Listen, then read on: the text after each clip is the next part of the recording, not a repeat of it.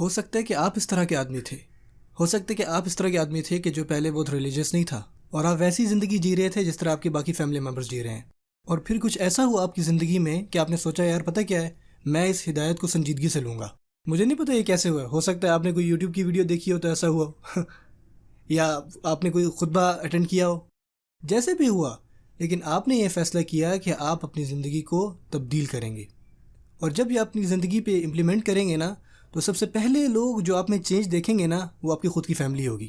وہ نوٹس کریں گے کہ بھائی آپ پہلے جیسے نہیں رہے، آپ نہ پہلے کی طرح بولتے ہو، نہ آپ پہلے کی طرح بیہیو کرتے ہو، نہ پہلے کی طرح ویسے گھومتے ہو، اور ایون کہ آپ کے تو اب وہ دوست بھی نہیں رہے۔ جب آپ اللہ کے راستے کی طرف آتے ہو نا، تو یقیناً آپ اپنے کچھ دوست جو ہے وہ کھو دیتے ہو، کیونکہ آپ کے وہ جو دوست تھے وہ کچھ کافی بری چیزیں کیا کرتے تھے، اور اب آپ کو پتہ لگ گیا تو اب آپ نہیں کریں گے وہ، سو آپ کے فرینڈس جو ہیں وہ آپ کو چھوڑ کے چلے جاتے ہیں۔ ایون آپ کی فیملی بھی کہتی ہے یار تمہارا رویہ عجیب سا ہو رہا ہے۔ کچھ تو کہیں گے کہ یار یہ تمہارے چہرے پہ کیا ہے، تم شیو کرنا بھول گئے ہو کیا گیا تمہیں؟ اور اگر کوئی لڑکی حجاب کرنا شروع کر دیتی ہے تو اس کی فیملی شوق میں ہو جاتی ہے، اور یہ ایک مسلمان فیملی کی میں بات کر رہا ہوں۔ تم شادی پہ اس طرح بن کر جاؤ گی؟ میں نہیں بیٹھوں گا تمہارے ساتھ گاڑی میں، تمہیں کیا لگتا ہے ہم کون ہیں؟ ایک دم تم جو ہے بہت بڑے اسلام کے جو ہے وہ سفیر بن گئے ہو۔ کس نے مرنے سے پہلے تمہیں شیخ بنا دیا ہے کہ اچانک سے ہم تمہیں دیکھیں کہ بہت بڑا عجیب متقی آدمی ہے؟ یاد ہے تم پچھلے سال کس طرح کے تھے؟ یعنی اچھا اب تم جا کے نماز پڑھو گے؟ یار پلیز یار، مجھے پتہ ہے یار تم کیسے ہو، ٹھیک ہے نا؟ نہ کہ صرف آپ اپنے دوستوں کو کھوتے ہیں، بلکہ آپ کی خود کی فیملی آپ سے اس طرح کا بیہیویئر کرتی ہے کہ آپ وہ برداشت نہیں کر پاتے، اور ہر ٹائم باتیں، ہر ٹائم تنقید، کوئی بھی ان کو چانس ملتا ہے وہ آپ کو باتیں سنائیں گے۔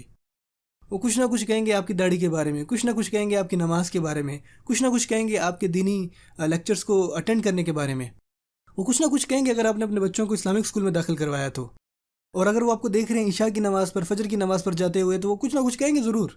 اور وہ جو باتیں ہیں نا یار سبحان اللہ، وہ تکلیف دیتی ہیں، وہ واقعی میں تکلیف دیتی ہیں۔ اور یہ ہوتا ہے ہمارے نوجوان جو یہاں بیٹھے ہوئے ہیں ان کے ساتھ، ان کی فیملی کہتی ہے کہ بھائی تم یہ نہ کرو، مسجد میں مت جاؤ، تم اپنا وقت ضائع مت کرو۔ یقین مانی میں ایسی کہانی بھی جانتا ہوں جہاں پہ فادر کو پتہ لگتا ہے کہ اس کا بچہ جو ہے وہ کلاس کے دوران جو ہے نماز پڑھنے جا رہا ہے، کیونکہ اس کی جو کلاسز ہیں وہ 2-3 گھنٹوں کی ہیں، اور کلاس کے درمیان وہ ظہر پڑھنے کے لیے مسجد میں جاتا ہے اور وہاں بیٹھ کے پڑھتا ہے بجائے لائبریری کی، کیونکہ لائبریری میں بہت سارا فتنہ ہے۔ تو زیادہ بہتر نہیں کہ بندہ نماز پڑھے اور وہیں پہ بیٹھ کے جو ہے تھوڑا سا پڑھ لے۔ وہ باپ کو پتہ لگ گیا بیٹا تم انتہا پسند ہوتے جا رہے ہو، اور انتہا پسندی کیا ہے فادر کے ذہن میں؟ کہ بیٹا جو ہے وہ ظہر کی نماز مسجد میں پڑھنے جا رہا ہے۔ سبحان اللہ، یہ انتہا پسندی ہے ان کے لیے۔ اور یہ باتیں میں مسلمان خاندانوں کی بتا رہا ہوں۔ آپ کو لگتا ہے کہ نان مسلم جو ہیں وہ اس طرح سے ہوتے ہیں؟ کیا آپ نے دیکھا کہ مسلمان خاندان کیا کرتے ہیں اپنے بچوں کے ساتھ؟ میں ایسی پرسنل سچویشنز کے بارے میں جانتا ہوں جہاں پہ والدین کہتے ہیں کہ بھائی ہم تمہارے کالج کی فیس ہی نہیں بھریں گے، ہم تمہارا رشتہ ہی نہیں ڈھونڈیں گے یہاں تک کہ تم اس حجاب کو اتار دو اپنے اوپر سے۔ سمجھا رہی ہے؟ ہم تمہیں اپنی بیٹی نہیں مانیں گے جب تک تم یہ پردہ وغیرہ اتارتی نہیں ہو۔ اور یہ ماں کہہ رہی ہوتی ہے، اور مزے کی بات پتہ ہے کیا ہے؟ کہ وہ اس طرح کی باتیں کہتے ہیں کہ آپ کو خود ہی لگنے لگ جاتا ہے کہ میں غلط ہوں۔ وہ کہیں گے یار کس طرح کی بیٹی ہو تم اپنے والدین کو شرمندہ کر رہی ہو۔ ٹھیک ہے ہم مسلمان ہیں، لیکن ہم اتنے بھی مسلمان نہیں ہیں، اس طرح کی چیزیں ہم اپنی فیملی میں نہیں کرتے۔ سمجھا رہی ہے؟ وہ کوئی مسجدی اور مدرسے کے لوگ ہوتے ہیں، یہ سب کچھ یہاں نہیں چلتا۔ ان مسجد یا مذہبی لوگوں کی طرح نہیں بنو، یہ وہ باتیں کہتے ہیں۔ اور پتہ مزے کی بات کیا ہے؟